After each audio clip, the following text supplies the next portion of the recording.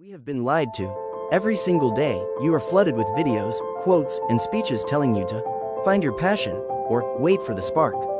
They show you the finish line, the trophy, the stage, the sudden burst of wealth or success. But they rarely show you the truth about how those things are actually built. They sell you motivation, but motivation is a scam. Motivation is a feeling, and feelings are unreliable. Motivation is there when the sun is shining, when you've had 8 hours of sleep, and when your friends are cheering you on. But what happens when you wake up at 4:30 a.m., the room is freezing cold, your body aches, and the entire world is silent? Motivation packs its bags and leaves. If you only work when you feel like working, you will lose to the person who works regardless of how they feel. The only thing that bridges the gap between who you are right now and who you want to become is discipline. Discipline doesn't care about your feelings. Discipline doesn't ask if you're tired. Discipline is the quiet, stubborn voice that says, get up anyway. Let me tell you a story about a man named David. David wasn't a prodigy, he wasn't born into money, and he didn't have a genetic upper hand. In his late 20s, he poured every single dollar he had, alongside a massive bank loan, into opening a small precision machining workshop. He had 3 employees and 1 major contract with a regional manufacturing firm.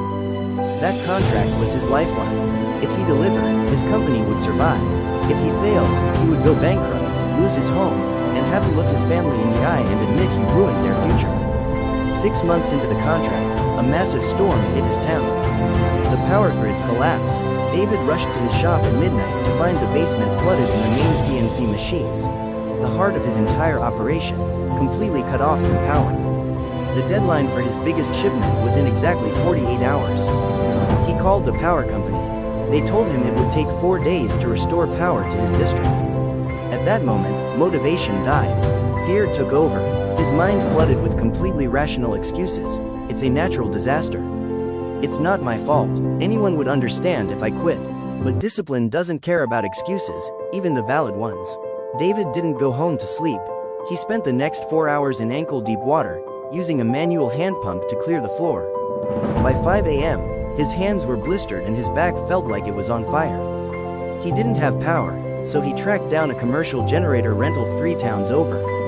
He drove there, loaded a massive, heavy generator into the back of his truck by himself, and hauled it back. When his 3 employees showed up at 8 a.m., expecting to be sent home because of the power outage, they found David covered in grease, sweat, and dirt, rigging up a temporary power line to the machines. He looked at them and said, "The deadline hasn't changed." For the next 36 hours, nobody slept. They worked in shifts under the harsh, buzzing glow of emergency shop lights.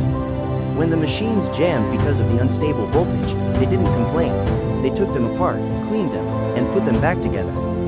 There were moments during the second night where David's eyes were blurring so badly he couldn't read the digital micrometers. Every muscle in his body was screaming at him to just lie down on the concrete floor and sleep for an hour. But he knew that if he sat down, he wouldn't get back up. He kept moving. He swept the floor. He carried heavy stock material. He did the brutal, mindless tasks just to keep his blood pumping. At 6 a.m. on the day of the deadline, the delivery truck backed up to the loading dock. David and his team loaded the final crates of precision parts. The truck drove away just as the morning sun began to break through the clouds. David went into his tiny, dark office, sat down in his chair, and looked at his hands. They were cut, stained with industrial oil, and shaking from exhaustion. He didn't celebrate. He didn't shout. He just took a deep breath, closed his eyes, and finally allowed himself to rest. He had saved his business, not because of a sudden burst of inspiration, but because he refused to let circumstances dictate his actions. David's story isn't unique because he faced a crisis. It's unique because of how he responded to it. Tough times are an absolute certainty in life. You cannot outrun them, you cannot buy your way out of them, and you cannot pray them away. The universe will eventually test your resolve. It will break your heart, it will empty your pockets, and it will throw obstacles in your path that feel completely unfair. When those moments arrive, you have 2 choices. You can either let the pressure crush you into dust, or you can let the pressure compress you into a diamond. The dark periods of your life are not meant to destroy you. They are meant to introduce you to your true self. You do not discover how strong you are when everything is going perfectly. You discover your strength when you are at absolute rock bottom, looking up at a mountain you have to climb, and you choose to take the first step anyway. Progress is rarely linear. It is a slow, painful grind. It is doing the same monotonous, difficult tasks day in and day out when nobody is watching, nobody is clapping, and no rewards are in sight. It is the extra mile when you are already completely spent. So, where do you go from here? The next time you feel the urge to quit, the next time your mind starts manufacturing brilliant, poetic excuses as to why you can skip today's workout, today's studying, or today's work, I want you to pause. Recognize that feeling for what it is. It is your weakness trying to negotiate with your potential. And you must never negotiate with your weakness. If you are tired, move. If you are doubting yourself, execute. If the world feels heavy, shoulder the weight and step forward. Do not pray for an easy life. Pray for the strength to endure a difficult one. Build a mindset that is so resilient, so deeply rooted in discipline, that the storms of life cannot shake you. When you leave this moment, do not wait for tomorrow. Tomorrow is a mythical land where 99% of all human potential goes to die. Do it now. Do it tired. Do it lonely. Do it scared. Just get it done. Your future self is watching you right now, begging you to endure the pain today so they can enjoy the freedom tomorrow. Do not let them down. Stand up, square your shoulders, and face the grind.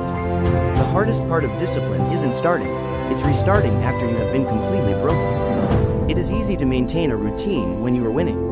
The real test is how you behave when everything you built has been stripped away. Marcus was a competitive athlete. He had spent 8 years training as a long-distance runner, aiming for a spot on the national team. His entire identity was wrapped up in his physical performance. His alarm went off at 5 a.m. every single day, rain or shine, winter or summer.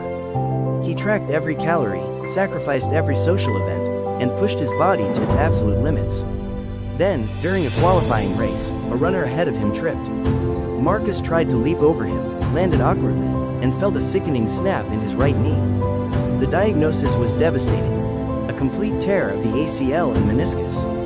The surgeon told him that while they could repair the structural damage, his days of elite, competitive running were likely over. When Marcus returned home after surgery, the silence was deafening. The running shoes he wore every day sat by the door, completely useless.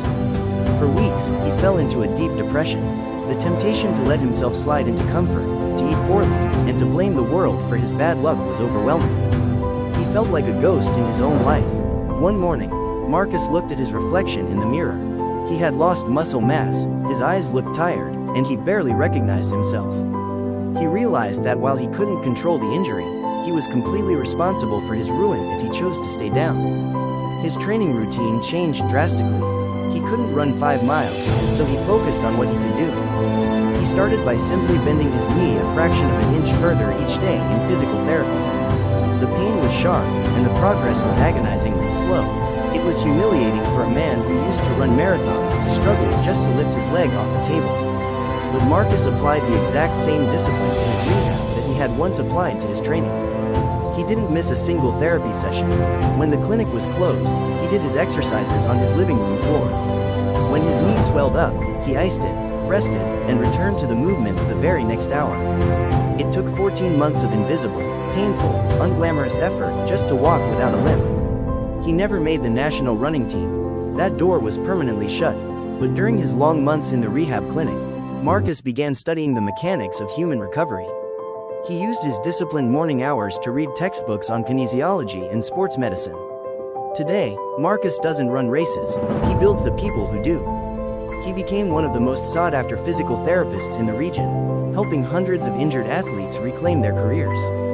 Marcus survived because he understood a fundamental truth: your current circumstances do not define your destination.